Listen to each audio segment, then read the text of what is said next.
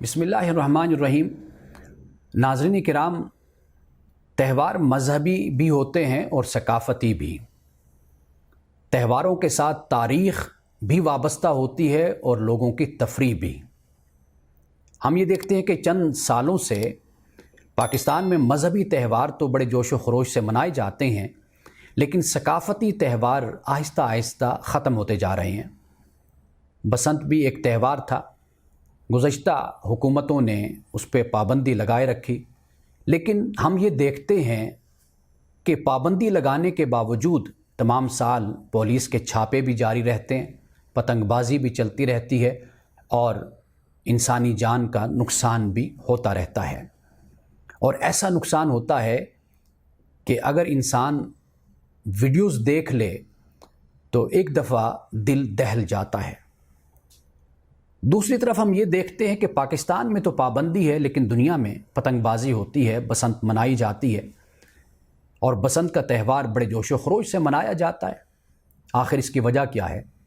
इसकी वजह ये है कि पाकिस्तान में जो कवायद, जो ज़वाबित और जो कवानीन बनाए जाते हैं उसकी पाबंदी नहीं की जाती। यानी बाहर खुले मैदानों में पतंगबाजी की जाती है, छतों पे, गली कूचों में पतंगबाजी नहीं होती।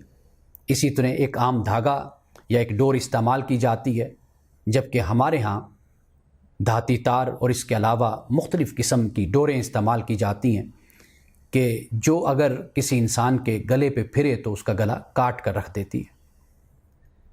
ये बात याद रखिए कि पाबंदी से कभी भी किसी कौम की तरबियत नहीं होती। हाँ, तरबियत होती है तो इजाज़त दी जाए, लेकिन उस इजाज़त को महदूद दायरे में और कवानीन के साथ उसकी इजाज़त दी जाए।